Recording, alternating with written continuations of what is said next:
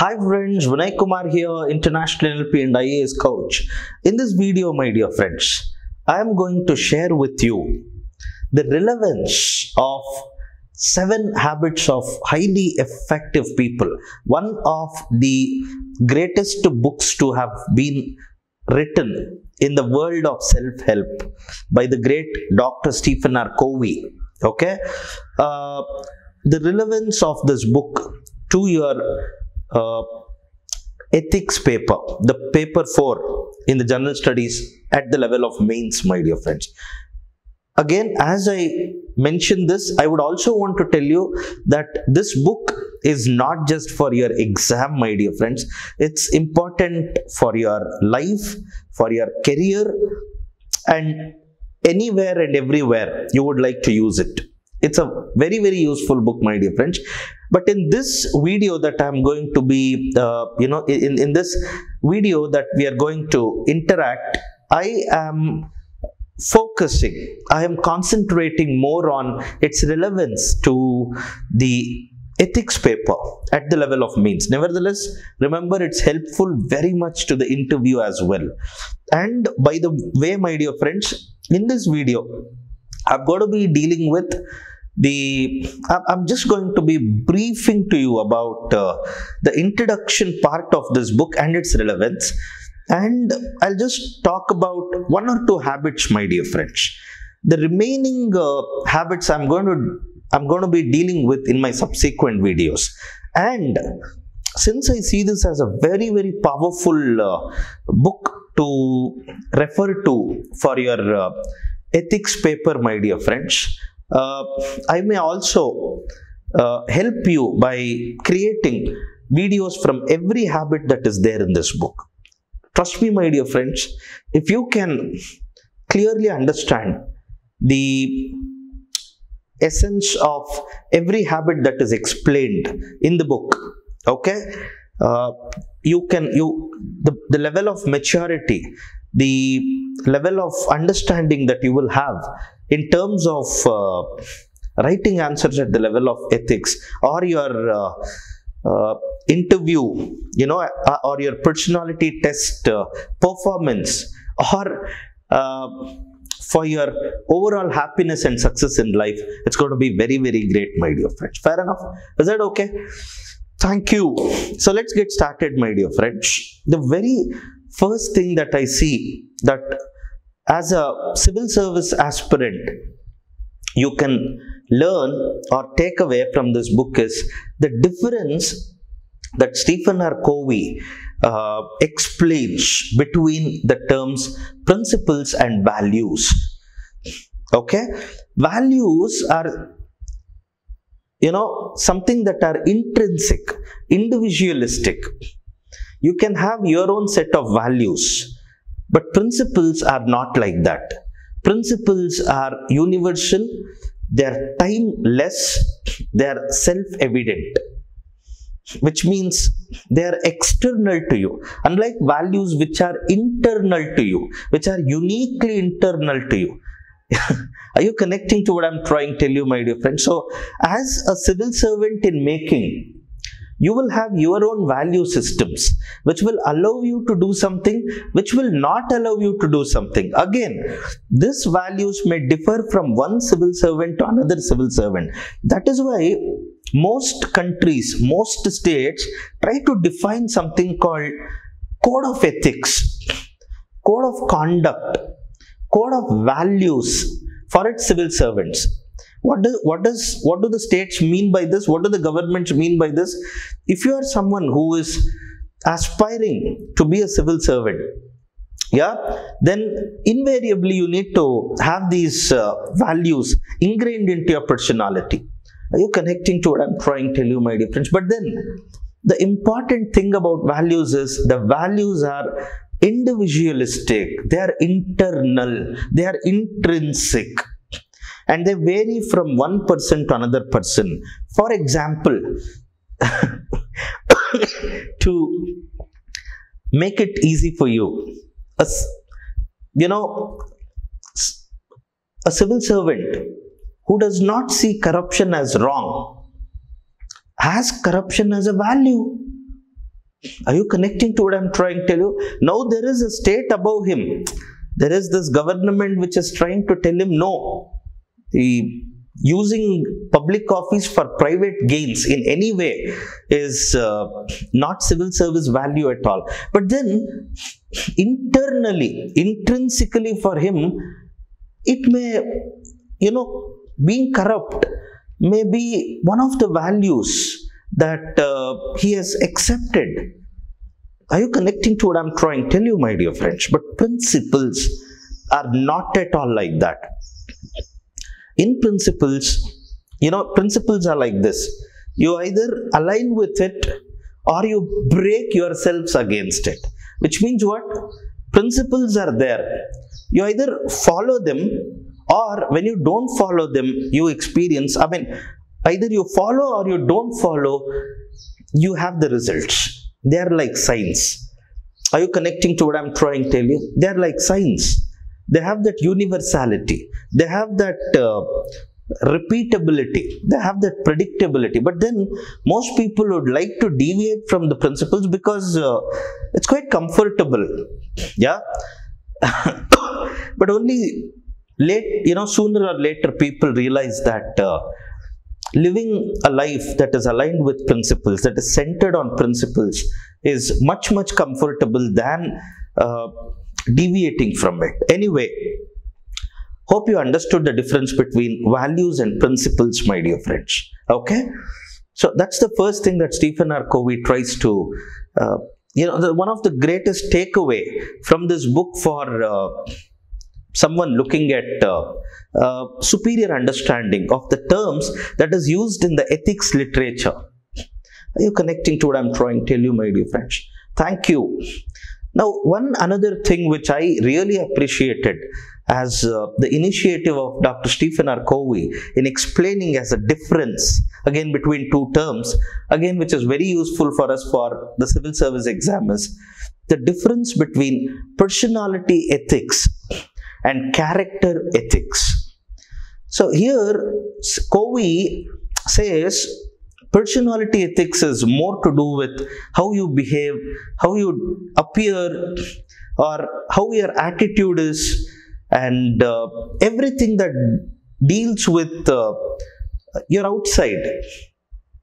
Are you connecting to what I'm trying to tell you? Who you are as a human being in your interactions, in your conversations, in your relationship with people, who you are from outside. That's to do with your personality. And all the traits that you develop here to be successful in your life or your career, Covey argues, is of secondary greatness. Secondary greatness. Okay. And Covey says there is something that is more important than personality, which is your character. Character is to do with your deeper self, your deeper paradigms, deeper belief systems. And it may have nothing to do with your external appearance or external behavior or your attitude towards external things.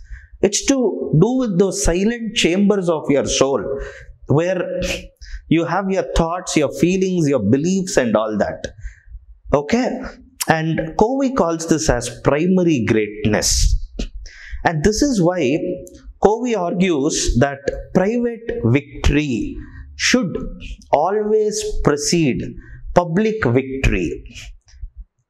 Write it down somewhere, my dear friends. Private victory is always, more important, or private victory should always precede, it should come before public victory. When he's talking about public victory, he's not talking about your fame and glamour and glory and all that. No, that's not public victory according to Covey. Public victory is the real, authentic, deeper, emotional relationships that you develop with people, the trust-based relationships, trust at a deeper level with people, and synergetic relationships with people. Are you connecting to what I'm trying to tell you, my dear friends? Okay. So, Public victory is that, by the way. Public victory is how well you have been able to develop relationships that are deeper, long-lasting, synergetic, and which involves fair exchange and all that, my dear friends. Are you connecting to what I'm trying to tell you? We can even call it as win-win relationships. Okay, that's public victory. And private victory is the victory that you have within yourself. Yeah, at the level of your character. No one can see it. Have you really won there? You know. And when you know, the way in which you deal with the world is going to be very, very different, my dear friends. Are you connecting to what I'm trying to? Perfect. So at the level of character, your deeper values, your deeper morals, your deeper beliefs, perceptions, paradigms, everything comes in the definition of character ethics. Are you connecting to what I'm trying to tell you? Perfect. Thank you. So these are two very, very important things that Covey talks about. And when it comes to habits, the very first habit that Covey talks about is proactivity, which is like a mother of all other habits, my dear friends. Now, in proactivity, there are so many things that Covey tries to educate us with, which can be very useful for us for our ethics, understanding, and whatever, my dear friends, comprehension and consolidation and all that. But then one thing which I saw as very, very important is the responsibility. Proactivity is seen by Covey as human ability to respond instead of reacting to the stimuli. Now, here Covey talks about the word responsibility. Okay, responsibility. So, as a civil servant in making and going to be a civil servant someday, you know very well, my dear friends, how many challenges of such unprecedented scale a civil servant experiences on his day-to-day basis, correct? In every day he is experiencing so many challenges. Now, his success as a civil servant depends on how well he is able to handle these challenges, correct? What is the response that he is generating to this stimuli? What is his ability to respond, to so many stimuli that is generated every day, that too which carries no precedent sometimes. You don't have fixed ways of dealing with it. You'll have to generate new ideas. You'll have to make totally de novo decisions. Are you connecting to what I'm trying to tell you, my dear friends? Now, proactivity here is so quintessential for the civil servant that only with this habit can he think of being successful in civil service in terms of his effectiveness. Are you connecting to what I'm trying to tell you? This is, again, like I mentioned in the very beginning, just on proactivity, I'm going to make a beautiful detailed video for you, which is going to be super useful to you at the level of prelims, mains, interview, everywhere, my dear friends, even in all other aspects of your life. Okay, so I'm going to make a video on proactivity. Wait for it, my dear friends. But for now, I just introduced to you what is proactivity about in a nutshell. Okay, and Covey talks about the second habit where he says, begin with end in the mind. Begin with end in the mind. What do you mean by this? See, what are the values by which you would like to live so that you live a legacy that, goes on to live beyond your death? On the day of your death or after your death, how do you want people to remember you? This is what he deals. Such a deeper habit it must be. Think about it, my dear friends. You have to read it in the book. You will be fascinated, I'll tell you. As you read this second habit from 7 Habits of Highly Effective People, you'll be blown away by the depth man must have had. Who, Stephen R. Covey, as he wrote it, what is the depth he must have had with his life? And thanks to him, he's been educating all of us on the same. And if we can try to do something about it, my dear friends, I'm damn sure life is going to be much, much better, much, much beautiful, my dear friends. Now, here he also talks about where are you getting all the security to lead your life? Where is all the guidance of your life coming from? Where is all the power of your life coming from? Wisdom of your life coming from? From what center are you drawing all of this? Are you connecting to what I'm trying to tell you, my dear friends? Perfect. Where are you drawing your security, your guidance, your wisdom, your power from? And here again, Covey says, it can be from many centers, but whenever it's from principal center, you become truly successful and your happiness becomes an enduring one. Are you connecting to what I'm trying to tell you, my dear friends? Perfect.